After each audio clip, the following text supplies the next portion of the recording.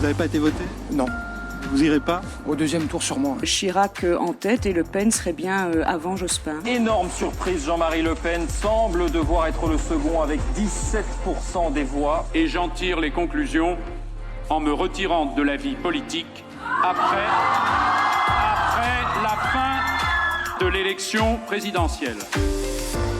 Ce dimanche-là, il y avait le soleil du printemps, les vacances de Pâques, et comme un ronronnement qui disait que tout était plié, qu'il n'y avait aucune raison de s'inquiéter.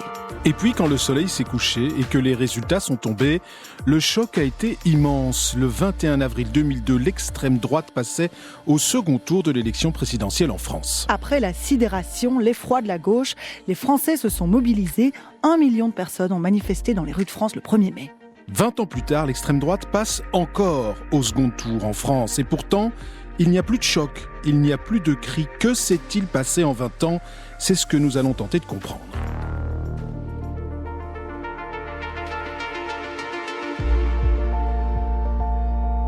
Bonjour à toutes et à tous, bienvenue dans ce nouvel épisode de l'Histoire continue. Vous l'aurez compris, aujourd'hui nous allons vous raconter cette journée du 21 avril 2002, véritable jalon de l'histoire récente des élections françaises. Ce jour-là, c'est le premier tour des élections présidentielles. Le grand affrontement qu'annoncent les sondages sera un second tour, Chirac-Jospin. Jacques Chirac, candidat de la droite, il est déjà président, il termine un septennat qu'il avait entamé en 1995. Lionel Jospin, socialiste, est le Premier ministre du pays depuis 1997. Ce sont donc deux personnalités qui incarnent la politique française, qui doivent passer au second tour, enfin normalement.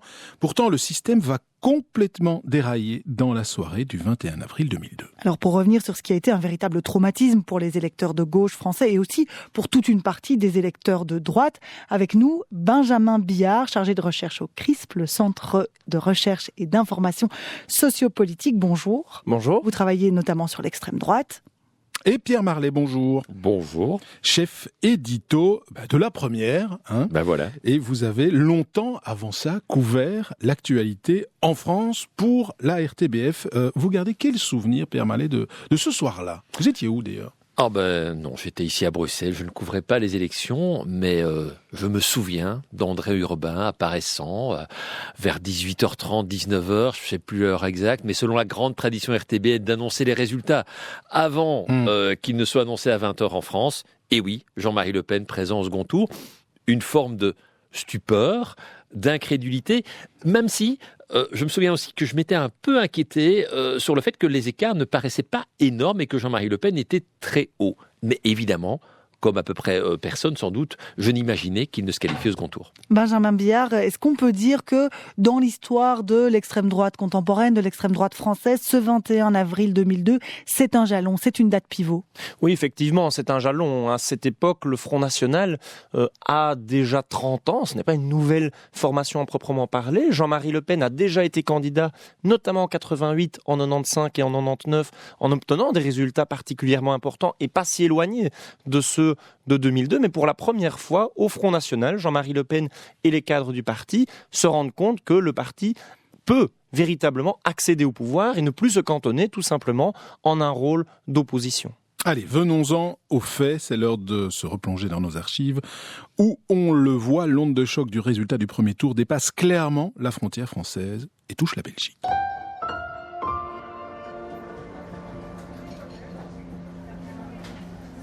« 22 avril 2002. Nous sommes dimanche matin et à Bracny, bastion socialiste de la région du centre, derrière la peinture jaune pâle de la façade de la Maison du Peuple, la mousse s'accroche sur le haut des verres à Jupiler, remplis de bière. Un peu partout sur les banquettes, autour des tables en bois, les discussions sont vives. Les militants socialistes épongent une drôle de gueule de bois. Même si l'actualité n'est pas belge, à Bracny, tout le monde est un peu sous le choc.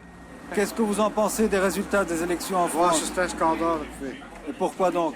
Parce que Le Pen qui a passé, c'est un rexiste, ça. C'est un rexiste? Oui, ouais. Et pourquoi il est passé, vous croyez, cette fois-ci?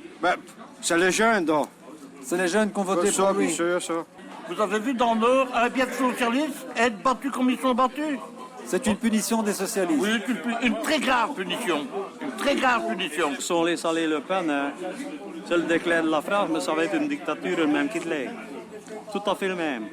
Vous croyez que ça arrive comme ça du jour au lendemain? Je suis socialiste, je suis de droite, et puis après, maintenant, je deviens fasciste. C'est pas vrai, ce sont de braves types comme nous qui en ont ras-le-bol. Et les gens qui votent Le Pen ou Vlaams-Blok, ce sont des fascistes? Non. Non, pas nécessairement. Non. Pas nécessairement, ils sont mécontents du régime. Hein. Voilà. En ce lundi matin, tout le monde n'est pas d'accord. Les questions sont nombreuses et puis personne ne s'attendait vraiment à parler des élections présidentielles françaises. Chez nos voisins non plus d'ailleurs. En tout cas, pas comme ça. La veille, le dimanche 21 avril, il fait beau, c'est les vacances de Pâques. À Paris, le long des quais de la Seine, les promeneurs et les joggeurs profitent du soleil. En ce jour de premier tour des élections présidentielles, l'humeur n'est pas vraiment à la mobilisation. Je préfère profiter plus du soleil que d'aller me lever de bonne heure le matin pour aller faire les élections, tout simplement. Vous n'avez pas été voté? Non. Et vous irez pas? Au deuxième tour sûrement. Mais au premier, non, trop de candidats. À quoi bon voter, au fond, puisqu'on connaît déjà le résultat?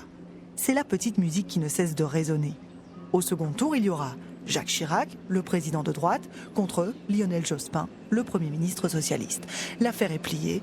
Devant le siège de campagne de Jacques Chirac, installé au Tapis Rouge, un ancien magasin de textile de la rue Faubourg-Saint-Martin, dans le 10e arrondissement, les militants ont très peu de doutes. Nous, on est très confiants, et puis bon, il va faire un 20-21 au moins. Et vous trouvez que c'est assez pour un premier tour? Tout à fait, avec le nombre de candidats, bien sûr. On sent qu'il y a une mobilisation plus importante dans nos meetings, ce qui est toujours bon signe, parce que quand les choses vont pas bien, on est souvent un peu abandonné.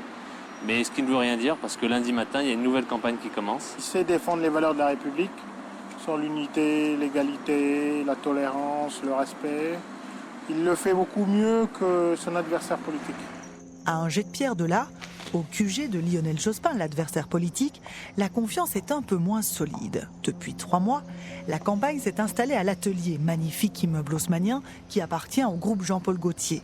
Sous un magnifique vitrail, un escalier monumental mène à la grande salle de réunion drapée de rouge.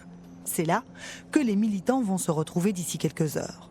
En attendant, la confiance est relative, mais pas de quoi fissurer le moral des troupes, ni la conviction du second tour. Ça va être dur, surtout le premier tour, étant donné qu'à gauche, il y a quand même pas mal de candidats qui vont éparpiller les voix.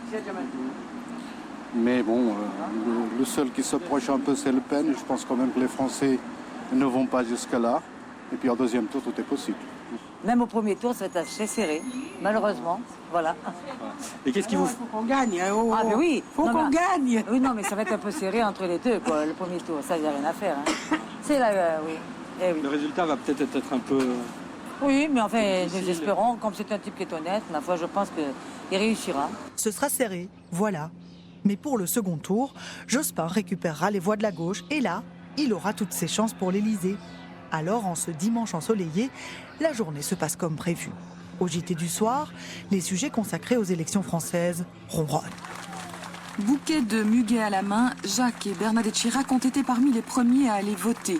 Dans leur village de Corrèze, les époux ont été chaudement salués par leurs sympathisants. Même accueil, mais dans son fief près de Toulouse, cette fois pour le candidat Jospin. 12 hommes et 4 femmes sont en lice pour ce premier tour de la présidentielle qui départagera 2 personnalités pour le duel du second tour le 5 mai. La vraie question, disent les observateurs qui se succèdent, c'est l'abstention. Il est 19h40 sur la RTBF. C'est le journaliste André Urbain qui est sur place à Paris pour commenter les résultats de l'élection. André, bonsoir. Alors les bureaux de vote ferment à 20h, mais je pense que vous êtes déjà en mesure de donner une première fourchette et les estimations annoncent une surprise qui serait la présence de Jean-Marie Le Pen dans le duo de tête. Alors oui, c'est ça la grande surprise si elle se confirme, mais soyons très prudents, vous l'avez dit, les bureaux vont fermer dans 20 minutes à peu près. Tiens, il pourrait bien y avoir une surprise. Le JT reprend son cours. Paolo Bettini a remporté Liège-Bastogne-Liège, mais tout à coup, il faut interrompre le fil du journal. Alors nous allons interrompre brièvement cette page sportive, Michel, parce que nous avons des nouvelles en provenance du premier tour, donc des élections présidentielles françaises. André Urbain, il semble que les premières estimations que vous aviez données aux environs de 19h40 se confirment. Chirac en tête et Le Pen serait bien avant Jospin. Tout à fait. Donc les bureaux de vote sont fermés depuis quelques secondes maintenant et on vient de publier les premières estimations tout à fait officielles cette fois. Bien sûr, c'est pas encore le décompte total. Alors, première estimation, Chirac 20%, Jean-Marie Le Pen 17% et Jospin 16%. Selon d'autres estimations que nous venons de recevoir maintenant, Chirac obtiendrait 19,7%, donc passerait en dessous de la barre des 20%, Jean-Marie Le Pen 17,9%, Jospin 16%, et à titre indicatif, je vous signale que Joël Mamère obtiendrait 5% et Bayrou 6,7%. Mais pour l'instant, donc 20 pour Chirac. Je vous interromps un instant, André, je vous interromps un instant parce que nous avons une déclaration de Jean-Marie Le Pen en direct. Dernière période de la campagne. Oui, quelle analyse? Qu'est-ce qui, selon vous, a amené les Français à vous placer en deuxième position? Eh bien, je pense qu'il y a d'abord et avant tout, le rejet des gens qui les ont dirigés aussi inefficacement pendant 5 et 7 ans. Jean-Marie Le Pen prend directement la parole, sûr de son fait. Et d'ailleurs, sur France 2, à 20h pile, la mosaïque des visages des candidats a bien pris la forme des deux vainqueurs du premier tour. En tête, Jacques Chirac, 20% des voix. Énorme surprise, Jean-Marie Le Pen semble devoir être le second avec 17% des voix. Jean-Marie Le Pen semble devoir être le second. Dans la formule du présentateur, David Pujadas, on entend toute la perplexité, toute la surprise. Au QG de campagne de Lionel Jospin, c'est un cri qui a traversé le parterre des militants, suivi de la consternation et des larmes. C'est des défaites personnelles en tant que socialiste et c'est des défaites en tant que Français, quoi. Et c'est ça le plus dur en fait, c'est-à-dire que nos compatriotes, ils arrivent à mettre des bulletins racistes dans l'urne et ça, c'est un peu difficile quand même. Je crois que la France est un pays de fachos. Je crois qu'on peut le dire clairement. Mais de toute façon, on l'avait bien vu avec l'explosion des synagogues et tout l'antisémitisme. Le 5, j'irai voter Jacques Chirac. Pour la première fois de ma vie, j'irai voter à droite. Parce que je pense tout de même que ce n'est pas la même chose, même si je n'y vais pas de gaieté de cœur. C'est Pierre Arditi, le comédien que l'on vient d'entendre. Il inaugure cette consigne, impensable quelques minutes plus tôt, celle de dire aux électeurs de gauche d'aller voter Chirac 2 semaines plus tard, pour former ce que l'on va appeler le Front républicain. Mais que fait Lionel Jospin pendant ce temps-là? Quand le candidat socialiste arrive à l'atelier à 19h, il est confiant. Les militants crient « Jospin président ». Il grimpe directement au 4e étage du bâtiment, dans la War Room qui a été aménagée. Lorsqu'il entre dans le bureau, François Hollande, Dominique Strauss-Kahn, Martine Aubry, Laurent Fabius, tous les proches sont là. À leurs mines affligées, à leur silence qui dit tout à la fois, Lionel Jospin comprend. Gérard Le Gall, en charge des sondages, prononce cette phrase « Lionel, ça va être difficile. Le Pen est devant toi. » 3 heures plus tard, encadré des tentures rouges de la grande salle, Lionel Jospin va prendre la parole. L'homme qui se voyait entrer à l'Élysée a basculé dans une nouvelle réalité. Au-delà de la démagogie de la droite et de la dispersion de la gauche qui ont rendu possible cette situation, j'assume pleinement la responsabilité de cet échec et j'en tire les conclusions en me retirant de la vie politique après la fin de l'élection présidentielle. Deuxième vague de stupeur chez les socialistes. Dès le 21 avril, les Français sortent dans la rue, manifestent au nom du Front républicain. Le lendemain matin, les matinales radio font le point et tentent elles aussi les explications. Taux d'abstention, morcellement de la gauche. Matin Première a invité 2 journalistes. Dominique Jamais, de l'hebdomadaire Marianne, et Laurent Geoffrin, du Nouvel Obs. Il y a une tendance de fond, au moins une, qui est que qu'est-ce qui s'est passé pour la gauche quand on regarde, on aura la confirmation quand on aura une petite analyse sociologique, mais on le voit déjà. Pourquoi le Nord, Pas-de-Calais, vote Le Pen, met Le Pen en tête? Pourquoi les quartiers ouvriers de Marseille ou les villes autour, qui sont des villes pauvres, ont voté Le Pen dans des pourcentages très spectaculaires? La gauche a un problème avec le peuple. C'est ça qui se passe. On l'a déjà vu au municipal. Au municipal, dans les quartiers les plus populaires, les candidats socialistes estimaient qu'ils n'avaient aucune chance et qu'ils devaient se concentrer sur les classes moyennes ou ceux qu'on appelle les bobos, qui m'ont assuré l'élection de Bertrand Delanoë à Paris. Mais quand on est la gauche et qu'on perd contact avec les classes les plus modestes, il y a un problème. Et si on ne le traite pas, il y a eu un avertissement pour les municipales, ça n'a pas été traité en fait, très peu, et la sanction est tombée. C'est-à-dire que les ouvriers Parce qu'il y a beaucoup de gens de gauche qui pensaient qu'il n'y avait plus d'ouvriers. Il découvre d'un coup, il y a des ouvriers. Et Le Pen, ils ne votent pas pour nous. Le Pen, lui, l'a très bien compris. Son discours hier soir, c'était tous les excusateurs, tous les damnés de la terre, quasi. C'est du Maurice Thorez. Dominique Jamais.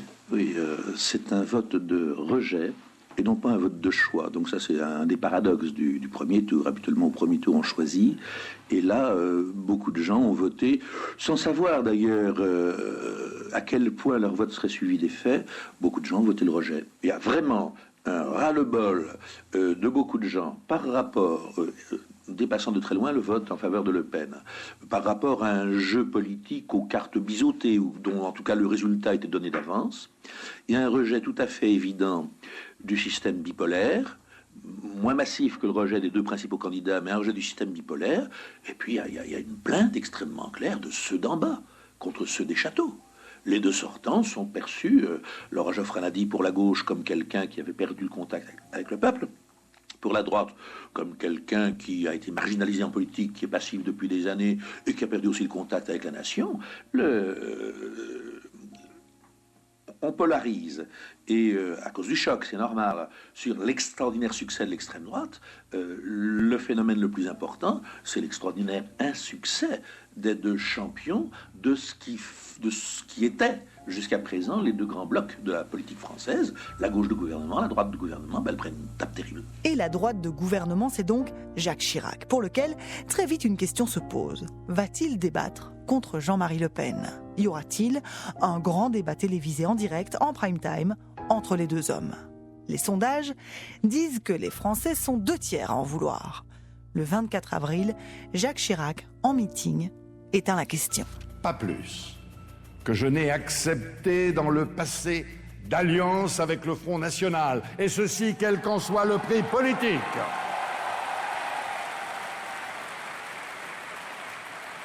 Pas plus que je ne l'ai accepté dans le passé, je n'accepterai demain de débat avec son représentant. Pas de débat télévisé. Mais tout à coup, après une campagne électorale endormie, la rue devient politique. Une partie de la France est galvanisée. Le 1er mai, 1 million de personnes sortent dans les rues pour manifester et dire non à Le Pen. 14h30, la manifestation doit partir dans une demi-heure. La place de la République est déjà noire de monde. Les gens arrivent de partout, en délégation, en groupe et en famille. Vous êtes plutôt de gauche ou de droite? De gauche. De gauche, et vous allez voter? Bon, on va voter Chirac quand même, parce que c'est important. Il y a beaucoup de monde aujourd'hui. On arrive, on a l'impression qu'il y a vraiment beaucoup de monde, très agréablement surpris. Le 5 mai 2002, lors du second tour, Jacques Chirac a largement bénéficié des voix de la gauche. Il a été élu à 82,21% des voix, contre 17,79% à Jean-Marie Le Pen. La première, l'histoire continue. Hélène Maquet, Bertrand Haine. Alors Pierre Marlet, on va peut-être commencer par vous, puisque vous avez suivi la politique française pendant de longues années. On a entendu les premiers éléments d'analyse dans le jus de l'époque. La gauche a perdu le peuple, disait Laurent Geoffrin. Il y a la France de ceux d'en bas contre la France des châteaux. Qu'est-ce qui vous, selon vous, à quoi est dû ce résultat? Vous partagez ces éléments d'analyse ou avec le recul, on peut en mettre d'autres? Écoutez, d'abord, il y a l'accident. Il faut quand même le noter. L'écart est extrêmement faible. Ici, on dit que l'écart est faible entre Jean-Luc Mélenchon et Marine Le Pen. On l'a rappelé, Jean-Luc Mélenchon a raté dans rien la qualification au second tour.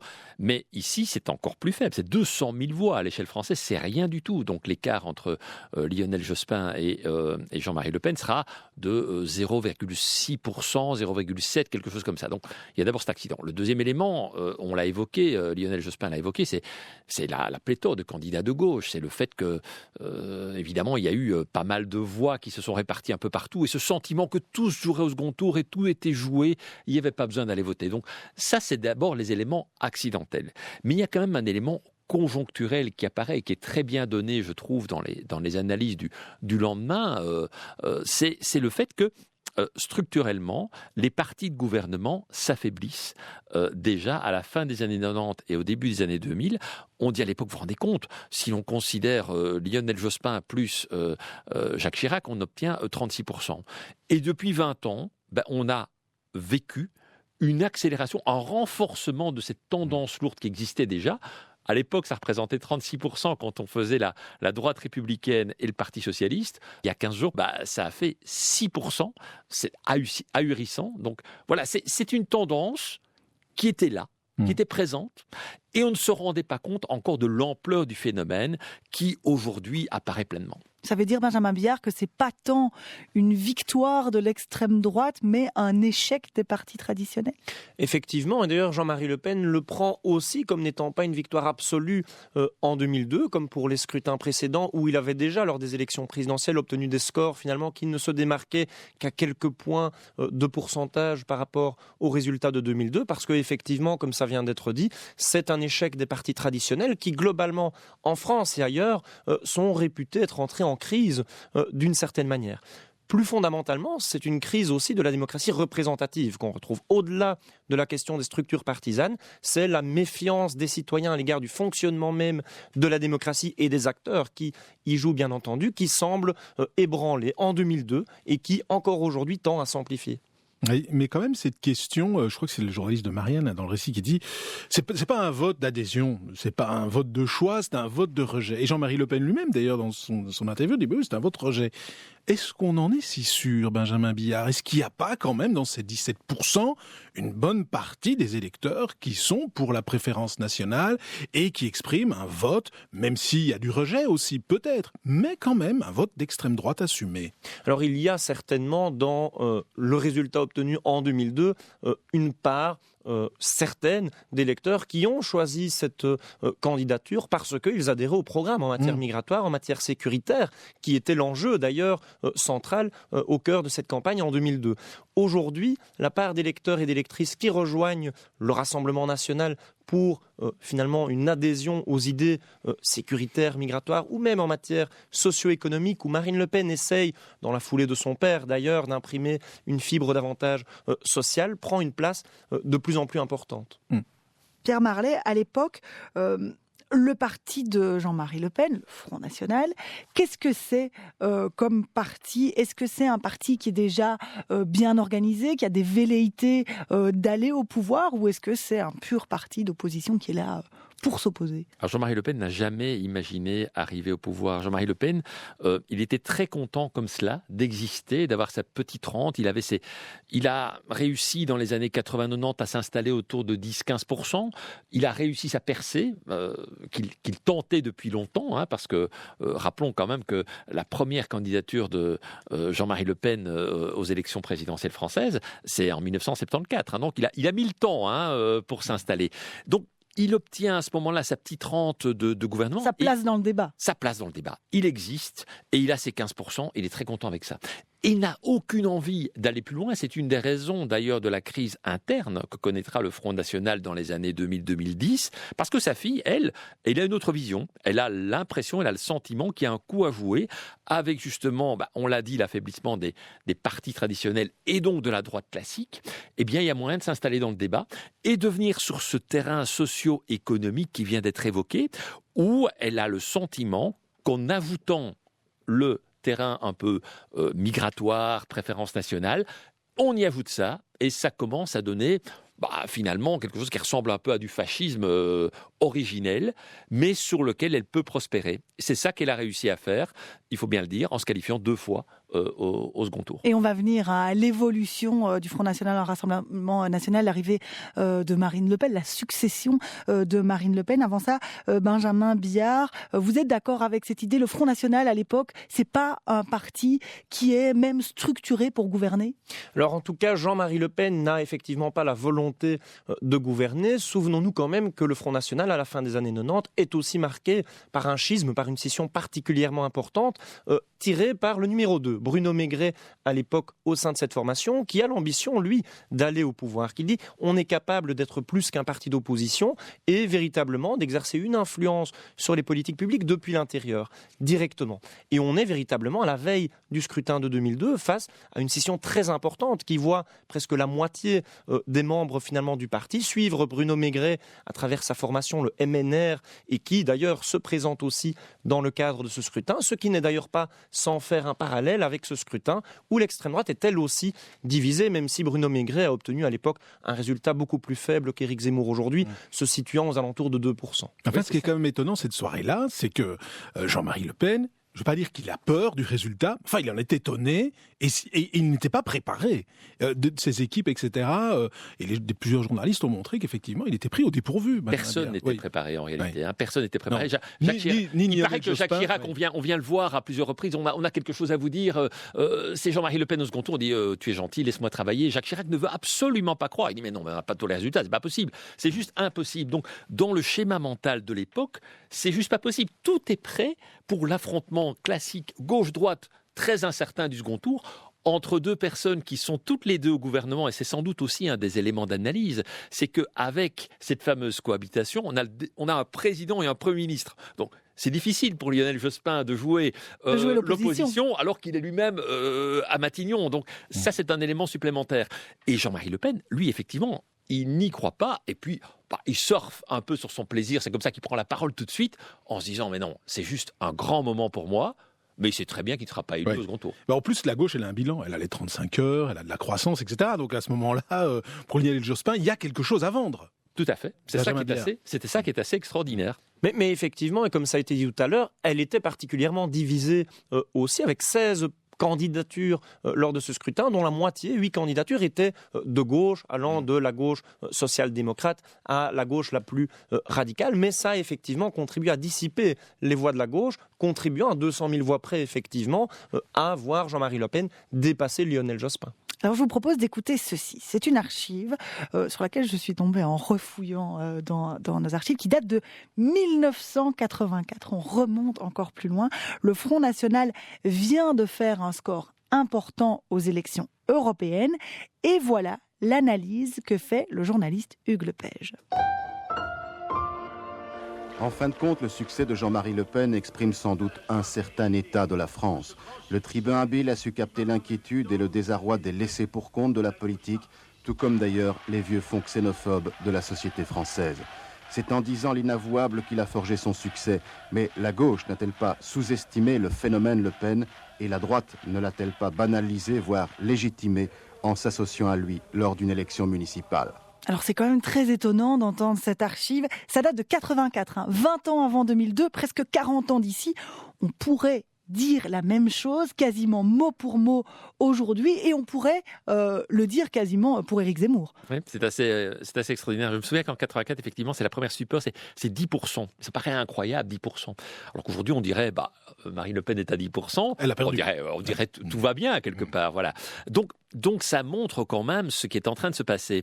Je crois que ce qui s'est passé durant les années 80, 90, 2000, c'est une forme de désenchantement très marqué qui caractérise toutes les sociétés européennes. C'est pas propre à la France. Mais je pense qu'en France, pour y être allé fréquemment, il y a eu un élément supplémentaire qui a joué énormément et qui est d'ailleurs mis en avant aujourd'hui par beaucoup d'écrivains et de philosophes. C'est cette impression dans les campagnes françaises, il ne faut pas oublier que la France est un pays très rural, c'est l'impression que on se sent de plus en plus laissé pour compte, abandonné. Le bureau de poste a fermé, l'école a fermé, il n'y a plus de commerce. Donc, si j'ai pas une voiture pour aller quelque part, il y a ces centres commerciaux gigantesques là autour des villes. L'impression que l'âme de votre ville, de votre village a changé et qui provoque un profond désarroi, une colère, et ce sentiment, je pense, est très marqué. On voit d'ailleurs dans les résultats des élections ici, quand on fait l'analyse fine, que les départements les plus peuplés sont ceux qui résistent le mieux au Rassemblement national, les départements où il y a le plus de travail. Toute cette frange ouest de la France, quand vous regardez la carte de la France, tout l'ouest résiste assez bien au vote de Marine Le Pen. Et par contre, le nord, l'extrême sud, l'est, qui vit souvent des villes très lointaines, une densité plus faible, on a ce vote rural qui a vraiment basculé pour Marine Le Pen. Benjamin Billard, il y a un terreau français pour l'extrême droite ? Pas nécessairement que français d'ailleurs, on le retrouve en Flandre et ailleurs, d'ailleurs en Belgique aussi, ou plus globalement au niveau européen, mais effectivement, je suis tout à fait d'accord avec l'analyse qui vient d'être faite, avec des terreaux peut-être, dans le sens où dans certains territoires, dans le Nord typiquement, certains ont l'impression d'avoir tout essayé d'une certaine manière, sans voir derrière cela pour autant leur situation s'améliorer. En 2002, dans le Nord, Jean-Marie Le Pen est en tête. En 2007, c'est Nicolas Sarkozy, par exemple, qui est en tête. Finalement, avec un discours qui aussi tend à muscler le discours traditionnel de la droite en récupérant finalement certaines thématiques, certains enjeux classiquement mobilisés par l'extrême droite. Et en y arrivant très bien, d'ailleurs. À ce moment-là, il a siphonné les voix de l'extrême droite. Tout à fait, avec des tensions aussi, d'ailleurs, à l'extrême droite qui s'opèrent à travers le rôle exercé à l'époque par Marine Le Pen en tant que directrice de campagne de Jean-Marie Le Pen, qui essaye déjà d'aller plus loin dans le processus de dédiabolisation. Mais peut-être pour revenir sur 1984 et l'extrait que nous venons d'entendre, je pense que c'est effectivement, sinon le premier, le deuxième en tout cas jalon dans le développement historique du Front National. Le premier, c'était en 1983 avec une élection municipale à Dreux qui voit notamment Jean-Pierre Stirbois accéder finalement à l'exécutif local en tant que maire adjoint suite à un accord entre le RPR-UDF et le Front National. C'est une première finalement émergence du Front National en France, suivi par un ensemble d'autres succès, dont effectivement les élections européennes, qui voient une dizaine de mandataires du Front National rejoindre Strasbourg.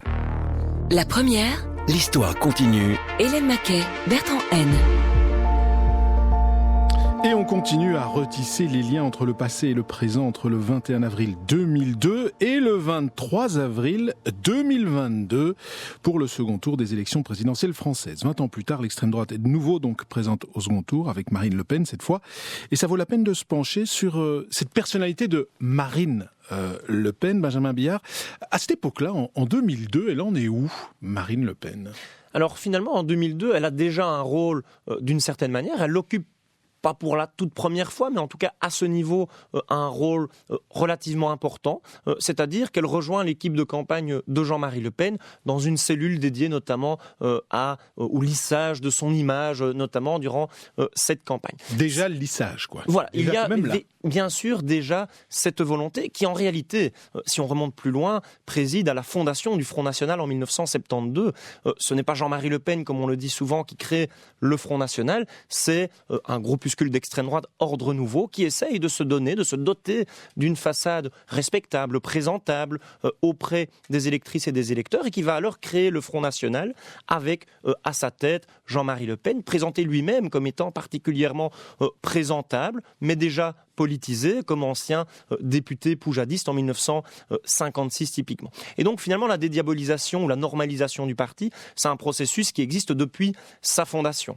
Bien sûr, on a une accélération qui s'opère dans les années 2000 avec notamment Marine Le Pen, déjà en 2002 une première tentative de refaçonner un petit peu l'image de Jean-Marie Le Pen et surtout à partir de 2007 lorsqu'elle accède à la direction de la campagne de Jean-Marie Le Pen, ce qui sera très décrié d'ailleurs au sein de l'extrême droite avec des cadres historiques qui vont appeler à ne pas voter pour Jean-Marie Le Pen, considérant qu'il y a une forme de trahison finalement de la part de sa fille par rapport au message et par rapport au style véhiculé depuis alors un certain nombre d'années. Parce qu'elle veut déjà adoucir le message ?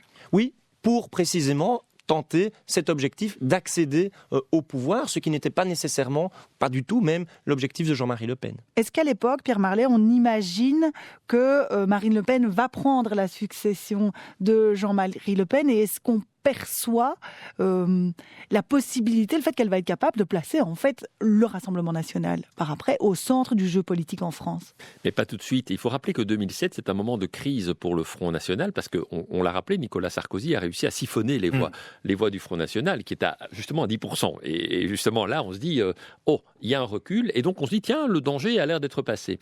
Et puis moi, je suis allé à ce congrès, je crois que c'était à Tours, où le Front National devient le Rassemblement national et où Marine Le Pen, ça reste le Front National, mais Marine Le Pen prend la place du père. Donc, et c'est très symbolique. Et il y a un peu de tension. Il y a les vieux amis de toujours du côté de Jean-Marie Le Pen, comme on vient de le rappeler, qui se méfient un peu de cette affaire de famille. Et puis, Marine Le Pen réussit en 2012. Il faut aussi le rappeler, elle ne se qualifie pas au second tour, mais elle réussit un score impressionnant. Je crois qu'elle fait 18% des voix. Et là, on se dit, oula, c'est pas terminé. Et déjà à l'époque, ce qui frappe, c'est que Marine Le Pen s'installe dans les campagnes. Je me souviens de titres de Libé qui dit tiens, ça devient c'est le Elle va à vote. Hénin-Beaumont. Et déjà tout de suite, c'est cette installation qui quitte les banlieues et qui s'installe dans les campagnes. Donc il y a quelque chose qu'elle a réussi de créer, à banaliser une forme de discours, à adoucir son image. Et pour autant, on ne voit jamais Marine Le Pen gagner. Mais on se dit qu'on n'en a pas fini avec Le Pen et que sans doute la fille va être au moins aussi dangereuse que le père. Benjamin Biard, est-ce que le 21 avril 2002, c'est pas Marine Le Pen, elle, qui a un déclic et qui se dit, en fait, on peut aller au pouvoir ? Peut-être effectivement que ce déclic s'opère chez elle, mais aussi au sein d'un certain nombre de cadres du parti beaucoup plus globalement. Et aussi, il ne faut pas non plus l'écarter auprès des militants, des électeurs qui se disent finalement on peut continuer à se mobiliser davantage, même si on connaît évidemment cette période de crise qui va s'installer pendant un certain temps au sein de cette formation et en réalité au sein de l'extrême droite française. Mais effectivement, on a cette évolution qui va s'opérer. Sachant que Marine Le Pen n'avait pas véritablement de rôle politique. Elle avait déjà été candidate lors de certaines campagnes, selon ses dires, plus pour rendre service d'une certaine manière, mais sans véritable volonté d'exercer des mandats politiques importants et de premier plan. Effectivement, on voit qu'à partir de cette période, elle va se développer finalement dans le paysage politique français de manière assez conséquente. Alors la question importante qui nous reste à traiter, Pierre Marley, c'est quand même la mobilisation de l'époque, 1 million de personnes, et puis aujourd'hui quelques dizaines, 20 000 personnes, je pense, comptabilisées dans les rues de France lorsqu'il y a eu une manifestation la semaine passée. Est-ce que c'est lié à un changement profond du Rassemblement national qui n'aurait plus la même nature presque proto-fasciste de l'époque, d'extrême droite très claire, ou est-ce que c'est la France qui a changé ? Moi, je crois que c'est la France qui a changé. Et de manière générale, c'est l'Europe qui a changé. Je vais reprendre un autre exemple belge. En 1991, c'est le Dimanche Noir. C'est l'émergence du Vlaams-Blok, comme on dit à l'époque. Et à l'époque, il y a aussi une stupeur, il y a aussi des manifs, il y a le cordon sanitaire qui se crée. Aujourd'hui, le Vlaams-Blok continue d'exister. C'est devenu le Vlaams-Belang, mais c'est bien le même parti. Il a réussi des scores très impressionnants aux dernières élections. Ils ont négocié avec la NVA après les élections, sans parvenir. Il n'y a pas eu de manif. Il y a une forme d'installation assez naturelle. Alors, on s'inquiète la première fois et puis on fait avec en quelque sorte. Et je pense que oui, l'Europe a changé, donc la France aussi, beaucoup plus perméable à des idées de préférence nationale ou autres qui hérissaient tout le monde il y a quelques années. Il faut bien reconnaître que toute une série de choses qui étaient dans le programme de l'extrême droite sont devenues banalisées. Enfin, on ne peut pas dire que l'accueil des migrants dans l'Union européenne se passe de manière extrêmement positive, hormis bien entendu le cas spécifique de l'Ukraine. Donc, voilà, je crois qu'il y a une réalité. Oui, le curseur s'est déplacé au plan politique. Il y a toujours une gauche. Il y a des nouvelles formations qui sont apparues. Mais l'extrême droite est beaucoup plus forte aujourd'hui en Europe et en France qu'elle ne l'était autrefois. Oui. Et aussi une forme de populisme et de rejet des élites qui n'a cessé que de se renforcer et dont on a vu ce que ça donnait aux États-Unis et en Grande-Bretagne. Sur le programme Marine Le Pen, Rassemblement national, est-ce qu'elle fait un copier-coller, peut-être un peu adapté, mais enfin vraiment des bases du programme du Front National de Jean-Marie Le Pen de 2002, ou est-ce que c'est une profonde évolution ? Alors, Biard, parce que ça, vous avez regardé. Effectivement, sur le programme ou les programmes électoraux en réalité du Front puis du Rassemblement national, on observe une large continuité en matière sécuritaire, en matière migratoire, mais ce sont les deux enjeux centraux pour cette formation. Il y a une continuité certaine. La fameuse préférence nationale y est toujours. Typiquement, bien sûr, pour les logements sociaux, dans le cadre du programme actuel de 2022 par exemple, on retrouve effectivement un très grand nombre de propositions qui persistent d'un programme à l'autre. Typiquement, ce qui a le plus changé, c'est le style de communication, de discours, où il y a une tentative de Marine Le Pen, mais des gens avant cela d'ailleurs, de lisser davantage le discours, de se dédiaboliser, comme on dit souvent, pour se rendre davantage respectable. Et là, dans une certaine mesure, elle y est arrivée. Partiellement, je pense qu'il y a encore une difficulté, mais elle y est arrivée si on considère qu'aujourd'hui, 48% des Français considèrent que Marine Le Pen et le Rassemblement national sont un danger pour la démocratie. C'est 10% de moins qu'il y a 5 ans. C'est 25% de moins qu'au début des années 90. Donc on voit véritablement une évolution marquée par rapport au sentiment, à l'image véhiculée par le Front puis le Rassemblement national auprès des Françaises et des Français. Par contre, on voit que ce processus n'est pas encore poussé à son terme et qu'effectivement, cette stratégie de normalisation, de dédiabolisation n'est pas encore tout à fait aboutie en France. Alors avant de se quitter, une dernière question peut-être à tous les deux. Les résultats du second tour en 2002, c'était 82% des voix pour Chirac, 18% des voix pour Le Pen. Nous sommes à la veille du second tour. Est-ce qu'on est plus proche d'un Front National, d'un Rassemblement National qui accède à la présidence que en 2002, Pierre Marley? Au plan mathématique, au plan arithmétique, certainement. On peut rappeler aussi qu'il y a 5 ans, Macron a réussi 66% face à Marine Le Pen, mais 33%, c'est quand même pas rien. Elle avait déjà considérablement augmenté par rapport à son père. Et ici, il est évident que Emmanuel Macron ne va pas réussir à gagner 66% des résultats. Tout le monde le donne gagnant. Mais s'il fait plus de 55%, je crois que du côté d'Emmanuel Macron, on sera content. Benjamin Biard. Effectivement, en 2017, Emmanuel Macron était vierge politiquement, hormis son mandat de ministre sous le quinquennat Hollande. Aujourd'hui, il a un quinquennat à défendre, marqué par la crise sanitaire et des mesures particulièrement contestées, marqué bien sûr par la crise des Gilets jaunes, où on retrouve notamment cette méfiance démocratique qui, globalement, tente ou préfère s'exprimer en faveur de Marine Le Pen ou même de Jean-Luc Mélenchon lors de ce premier tour. Et donc, effectivement, l'enjeu, les cartes, je dirais, ne sont pas distribuées de la même manière, avec une Marine Le Pen qui, elle, toujours en ayant été un peu plus loin encore dans cette stratégie de dédiabolisation, aidée d'ailleurs par Éric Zemmour dans le cadre de cette campagne, finalement essaie de mettre la priorité, non plus sur la sortie de la France de l'Union européenne ou de l'euro, comme c'était le cas en 2017, mais sur les questions du pouvoir d'achat, où elle va essayer effectivement de creuser l'écart avec Emmanuel Macron. On voit aujourd'hui dans les derniers sondages qui sont publiés que l'écart entre Emmanuel Macron et Marine Le Pen est nettement plus faible qu'en 2002 et que même en 2017. Cela dit, il y a encore un certain nombre d'inconnus qui subsistent. Quel sera le taux d'abstention qui va avoir un impact considérable sur le résultat final de ce second tour? Vers quelles personnalités vont se diriger les voix qui se sont exprimées pour la gauche ou la gauche radicale lors du premier tour? Ce sont des enjeux véritablement qui sont à suivre et dont on pourra finalement peser les résultats ce dimanche soir. Merci beaucoup Benjamin Biard. Je rappelle que vous êtes chargé de recherche au CRISP, le Centre de recherche et d'information sociopolitique. Et merci Pierre Marley. Je rappelle que vous êtes chef éditorial de La Première.